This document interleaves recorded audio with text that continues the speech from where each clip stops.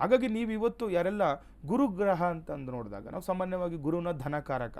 ಈಗ ನೋಡಿ, ಯಾರಿಗೋ ನಿಮಗೆ ಹಣಕಾಸಿನ ವಿಚಾರದಲ್ಲಿ ತೊಂದರೆ ಅಥವಾ ಪುತ್ರ ಸಂತಾನ ಕಾರಕ ಅಂತ ಹೇಳ್ತೀವಿ. ಯಾರಾದರೂ ಗಂಡು ಮಕ್ಕಳು ಜನನ ಆಗಬೇಕು ಅಂದ್ಕೊಂಡಿರೋರು ಕೂಡ ಈ ದಿನ ಈ ಗುರು ದತ್ತಾತ್ರೇಯ ಸ್ವಾಮಿಯವರ ಪೂಜೆ ಮಾಡೋದ್ರಿಂದ ಮತ್ತು ವಿದ್ಯಾಭ್ಯಾಸದಲ್ಲಿ ಅಭಿವೃದ್ಧಿ ತುಂಬ ವಿಶೇಷವಾಗಿರುತ್ತೆ ನೋಡಿ. ಯಾಕೆಂದರೆ ಮಕ್ಕಳು ಒಂದು ವಿದ್ಯಾಭ್ಯಾಸದಲ್ಲಿ ಉನ್ನತ ಮಟ್ಟಕ್ಕೆ ಹೋಗಬೇಕು, ಒಂದು ಎಜುಕೇಷನಲ್ಲಿ ತುಂಬ ಚೆನ್ನಾಗಿ ಅವ್ರಿಗೆ ಆಗಬೇಕು, ಏನೋ ಒಂದು ಅಂದ್ಕೊಂಡಿರ್ತಾರೆ, ಅದು ಸಾಧನೆ ಆಗಬೇಕು. ಯಾರೋ ಒಬ್ಬರು ನೋಡಿ, ಈಗ ಸ್ಪರ್ಧಾತ್ಮಕ ಪರೀಕ್ಷೆಗಳು ತಗೊಂಡಿರ್ತಾರೆ, ಅವರಿಗೆ ಅನುಕೂಲಗಳಾಗಬೇಕು, ಓದಿರೋದೆಲ್ಲ ತಲೆಯಲ್ಲಿ ಇರಬೇಕು. ಇದೆಲ್ಲ ಈ ರೀತಿ ಗುರುಗಳ ಆಶೀರ್ವಾದ ಬೇಕು ಅಂತಂದರೆ ಇಂಥ ದಿನಗಳು ತುಂಬ ವಿಶೇಷವಾಗಿರುತ್ತೆ ಅಂತ ಹೇಳಿ. ಯಾಕಂದರೆ ನಮಗೆ ಎಷ್ಟೋ ದಿನಗಳ ನಂತರ ಈ ರೀತಿ ನಮಗೆ ಎಲ್ಲ ಕೂಡ ಪಂಚಾಂಗ ಕೂಡಿ ಬಂದಿರುವಂಥದ್ದು ಸಿಗುತ್ತೆ ನಮಗೆ.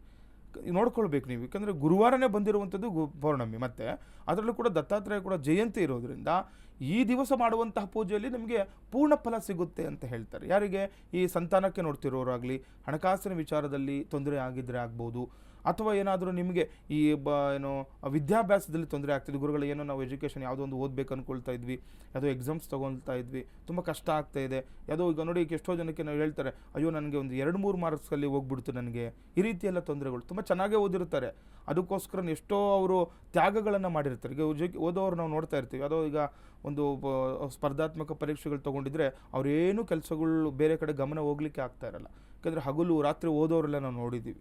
ಅಷ್ಟೆಲ್ಲ ಓದಿದರೂ ಕೂಡ ಇಲ್ಲಿ ಫಲ ಸಿಗ್ತಾ ಇಲ್ಲ ಅಂತಂದರೆ ಈ ದಿವಸ ನಿಮಗೆ ಈ ಗುರುಗಳ ಒಂದು ಆಶೀರ್ವಾದ ಪಡ್ಕೊಳ್ಳಿಕ್ಕೆ ಶುಭಪ್ರದವಾಗಿರುವಂಥ